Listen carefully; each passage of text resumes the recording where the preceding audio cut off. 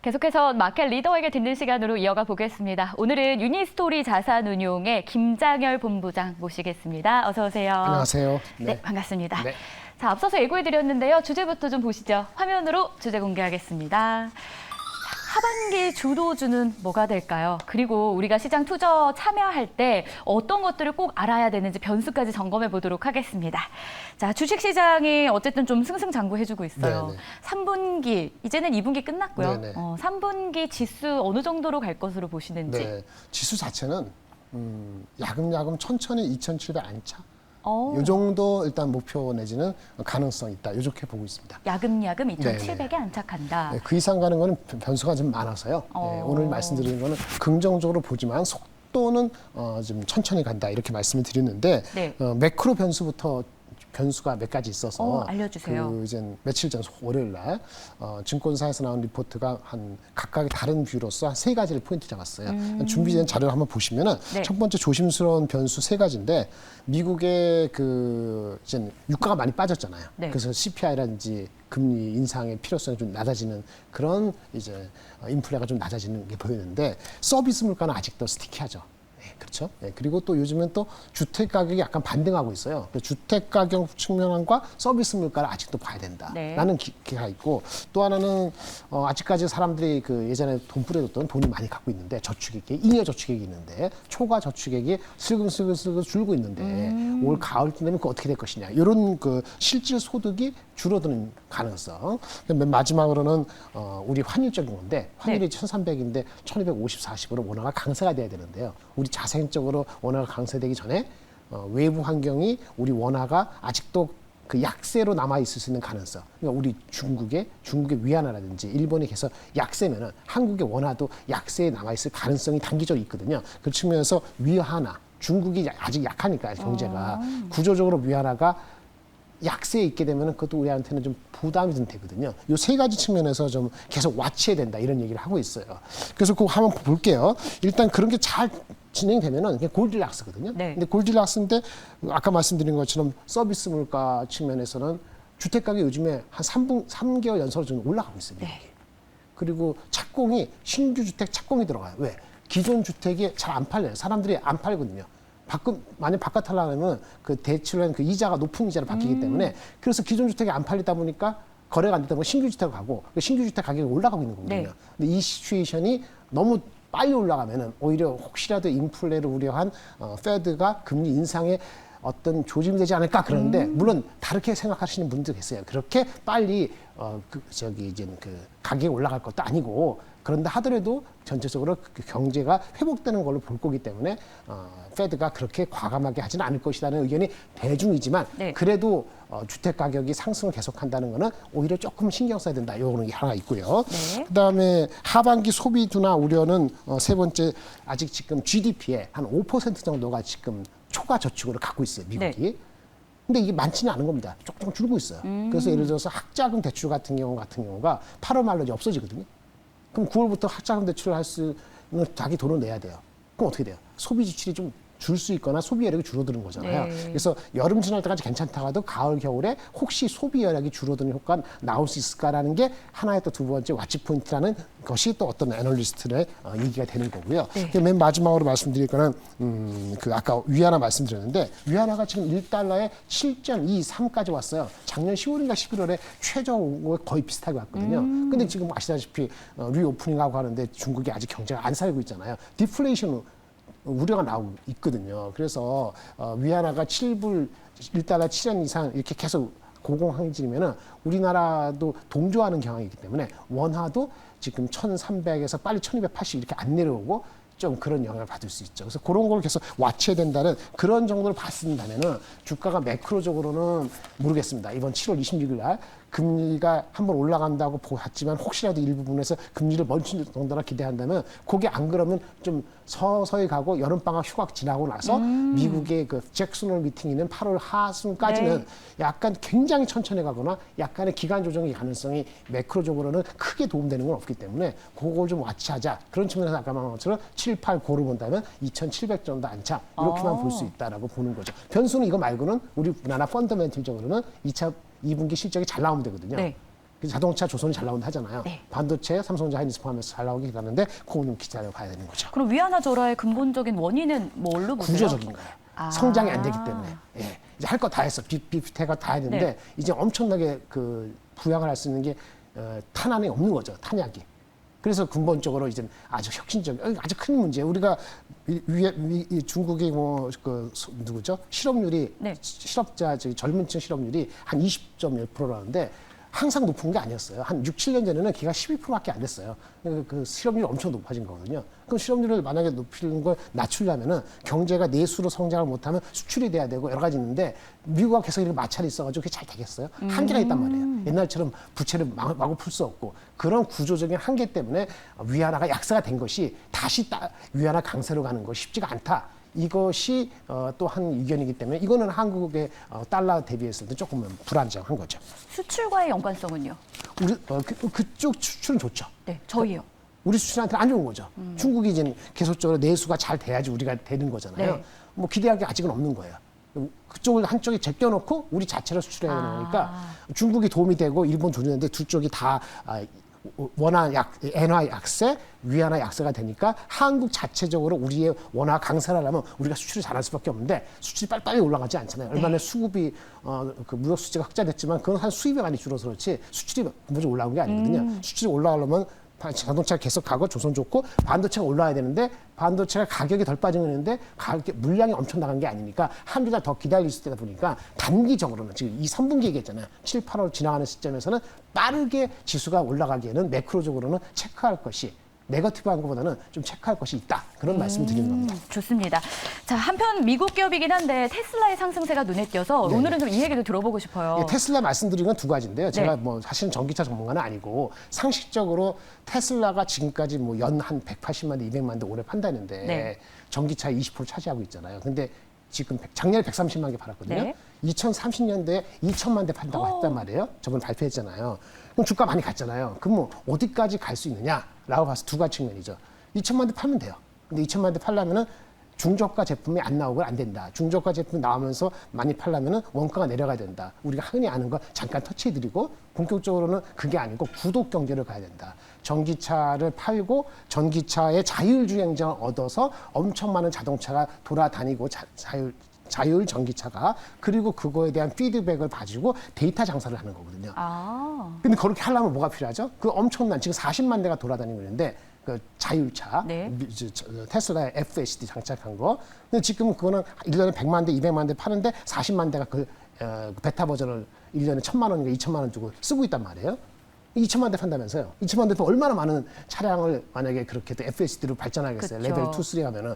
근데 그렇게 하려면 뭐가 필요한지 아세요? 이거를 이게 돌리려면은 생태계 돌리려면은 슈퍼컴퓨터가 필요하고 각 자동차에 반도체 칩이 들어가야 돼요. 네, 그 얘기를 좀 하려는 거죠. 일단 자동차 자체는 얼마 전 그 테슬라가 좋았던 거는 2분기에 출하량이 네. 인도량이 생각보다 한 10% 잘 나왔어요. 뭐 엄청 잘 나온 건 아니에요. 근데 YOY로 그래서 80몇 프로 올라가다 보니까 어쨌든 가격을 낮추니까 수요가 반응하네. 그래서 좋았던 거고 그 다음 날인가 다다음 날 리비안도 작은 업체들도 맞아요. 며칠 한 50% 잘 나오는 그건 잘 나와서 15% 올랐잖아요. 이런 분위기는 기본적으로 전기차가 좋은 거는 수요가 있다. 가격이 내려가면 그러면 이제 처음엔 됐는데 더 확장되려면 지금 이제는 1천만 대 정도의 전 세계 시장이 아니고 향후 6, 7년 뒤에 전 세계 한 반 정도 신제품은 다 신차는 다 전기차로 바뀌려면 그때는 훨씬 가격이 낮아야 되잖아요. 전기차 다 6천만 원 주고 사면 안 되니까. 그 전기차 저가 전기차가 나와야 된다 이거예요. 저가 전기차가 한 2만 불 이하로 나오는 시점. 그것이 가장 큰 일단은 테슬라의 핵심이 되는 거죠. 그래서 보시면은 그 아마 저가 모델 양산성이 키라는 것이 지금도 각 지역마다 그 뭐 보조금 다르기 때문에 약간 그 조금 특색이 다르면 한 3만 불짜리가 팔리고 어디는 네. 18만 불짜리 살리거든요.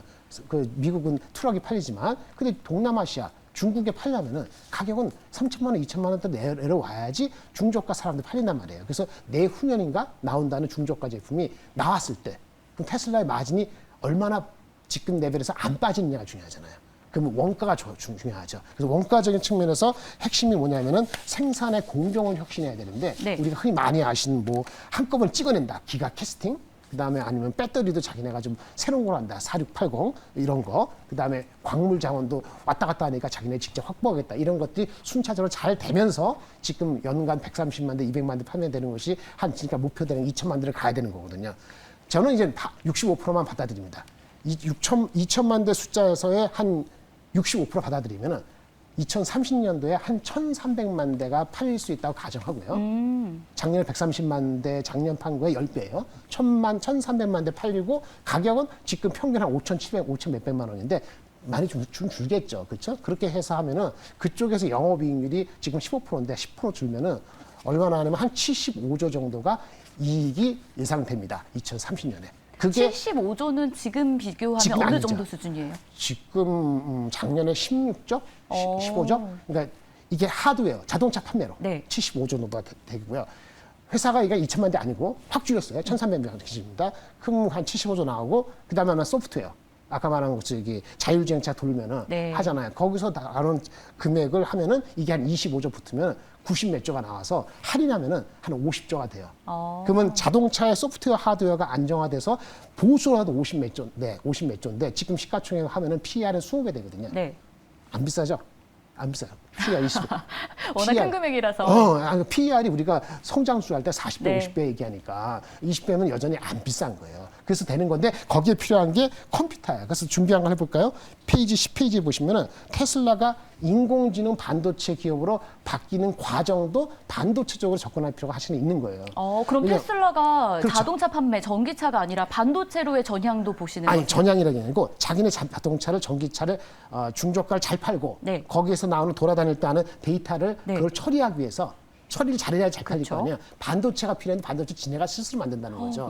이미 원래 반도체 전기차를 돌아다니면은 전기차의 각각의 엣지 컴퓨팅이 들어가요. 네. 근데 그 칩을 원래는 인텔의 모빌아이 칩을 썼고 두 번째는 엔비디아 칩 썼는데 지금은 스스로 쓰고 있거든요. 그런 칩이 얼마나 잘 나오는가 중요하고 이번에 말씀드릴 건 이번 달 7월에 들어와서 이 테슬라가 발표했는데 본격 생산되는 슈퍼컴퓨터를 도조 컴퓨터를 생산한다, 양산한다고 발표했어요. 이 양산한 이 도조 컴퓨터의 규모가 뭐냐? 데이터를 자동차 40만 대 돌아다니는데 오잖아요. 네. 그거를 시뮬레이션 해갖고 그 소프트웨어를 업데이트 시키는 그 컴퓨팅이 이제 도조 컴퓨팅인데 이거 연산 능력이 지금 1엑사바이트 정도 되거든요. 네. 엑사바이트가 1엑사플롭스. 1엑사플롭스는 뭐냐면은 엑사가 단위고 플롭스는 이제 소수점 연산을 하는 건데 엑사플롭스는 우리 앵커님이 1초에 한 번씩 계산을 하는 거를 한 317억 년 정도 하는 거를 317억 정도를 매 1초마다 누르는 걸 해대는 그 연산을 이 컴퓨터는 한 1초에 다 하는 거예요. 그게 1엑사플롭인데 이게 전 세계 슈퍼컴퓨터의 거의 탑급이거든요. 최고 기술이네요. 지금 탑은 아닌지 모르겠는데 거의 탑급이에요. 그런데 놀라지 마세요. 구글도 2개월 전에 이런 컴퓨터 슈퍼컴퓨터 말아냈어요. 그게 얼마인지 아세요? 연산 능력이 26엑사플롭스예요. 26엑사. 엑사플롭스. 아까 1엑사가 이게 315억 네. 달 했는데 그걸 26배 하는 거예요. 그런데 이 7월 달에 이 발매하면 이제 생산하면서 내년 말에는 네. 새로운 버전은 100엑사플롭스를 만들겠다고. 그걸 지금 테슬라가 하겠다는 테슬라 거죠? 하겠다는 거예요. 예, 그러니까 그게 될지는 사실은 뭐 반신반의하더라도 이 속도가 왜 그렇게 하냐? 우리 챗GPT 할 때 하잖아. 챗GPT 이거 하려면은 오픈AI가 한 그거 학습을 시켰을 거 아니에요. 네. 그거 수개월, 1년 정도 걸렸다는데 이 100엑사플롭스를 하게 되면 이거 잘못되는데 챗GPT 그거 학습하는데 수많은 데이터 학습하는데 20시간. 하루도 안 걸려서 다 학습시킬 수 있어요. 네. 오픈AI를 100엑사가 되면은. 그러니까 이게 뭐 하는 거냐? 엄청난 40만 대가 아니고 200만 대, 300만 대 되는 자동차가 자율주행차에 컴퓨터를 장착하고 그다음에 이걸 처리하는 슈퍼컴퓨터가 돌아가게끔 만드는 이 생태계를 이제 테슬라가 갖추고 있기 때문에 테슬라의 가치는 이 가치가 제대로 구현되는가? 컴퓨터를 활용해서 이 소프트웨어적으로 구독 서비스를 확대하는 것이 순조로운가가 중요한 그게 꽃을 피우는 거고 그거 첫 번째 단추는 저가의 테슬라 자동차가 잘 나오면서 네. 마진이 10%는 유지하는 거 이게 컴비네이션이 된다면 아마 제가 봤을 때는 애널리스트 목표 주가 다 지금 200불 최고 높은 게 300불짜리가 하나 있는데 지금 네. 270불이잖아요. 다음 전부 다 300불 정도 이상은 목표 주가를 하고 아마 그 400불 정도까지 목표 주가가 가지 않을까 생각이 듭니다. 그래서 앞으로는 전기차의 2만 불짜리 제도 나오는가? 그 다음에 컴퓨터가 발전되는 것이 얘네들이 얘기한 성능제로 나와서 소프트웨어와 잘 연관이 되니까 네. 이거 같이 보셔야지 목표 주가가 300불을 끊칠지 400불로 갈지가 결정될 것 같습니다. 테슬라가 무조건 올라가는지 이 여부보다는 일단 그 안에서 어떤 요소들을 변수를 체크해야 되는지 저희가 들어봤고요. 자, 그러면 주도할 주도주를 좀 꼽아주실 수 있을까요? 미국이야, 우리나라야. 테슬라 관련해서 국내에서 알려주실까요? 국내에서는 사실 그냥 별로 경쟁사니까 네. 없고요. 사실 이렇게 보셔야 돼요. 테슬라가 아까 제가 말씀드린 슈퍼컴퓨터 이렇게 하잖아요. 그러면 엔비디아, AMD, 그다음에 구글, 네. 그 모든 업체들이 슈퍼컴퓨터나 못지않은 성능의 경쟁에 들어가게 되거든요. 성능 경쟁, 반도체 칩을 만들기 위해서. 그러면 그 나중에 생산을 누가 할까요? 파운드리 생산을. 삼성전자, TSMC가 다 하지 못할 거예요. TSMC 빼고. TSMC가 다 하지 못할 거란 말이에요. 그럼 삼성이 준비가 되고 있으면은 한참 앞서 있는 1등이 60%인데 걔네가 다 차지하지 못하게 되면 삼성한테도 떡고물이 떨어지게 되거든요. 지금 엔비디아 거는 다 TSMC 가져갔잖아요. 엔비디아 칩은 TSMC 가져가고 엔비디아 이게 붙는 HBM은 하이닉스 가져가고 삼성전자는 약간 뒤쳐졌단 말이에요. 그럼 준비를 잘하고 있으면 내년부터 어느 순간에는 삼성전자가 파운더리에서도 그 수많은 그 팹리스 업체들이 네. 자동차용 반도체에도 삼성전자의 기회가 있으니까 열심히 잘하시기 바랍니다. 라는 얘기를 드리겠습니다. 자, 그러면 어쨌든 하반기 주도주는 삼성전자 가능성을 열어두시는 삼성전자 거죠? 하이닉스가 그 만약에 추세적으로 빠진다. 네. 그거는 전제가 뭐냐면 엔비디아나 테슬라가 한 10% 이상 빠져서 조정을 가면 삼성 하이닉스도 못 사게 되면은 네. 지금은 그 소부장제도 못 간다. 그러면 이 주가는 다시 2,550에서 머물게 되는 거고 네. 위에서 버텨야지 2,700으로 안착하는 건데 아직까지는 알겠습니다. 안착할 가능성을 열려놓고 보실 필요가 있다. 이렇게 말씀드리겠습니다. 좋습니다. 지금까지 유니스토리 자산운용의 김장일 본부장과 함께 이야기 나눠봤습니다. 고맙습니다. 네, 감사합니다. 준비한 소식 다 전해드렸고요. 저희는 탄탄한 재료로 내일 다시 찾아올게요. 시청해주셔서 고맙습니다.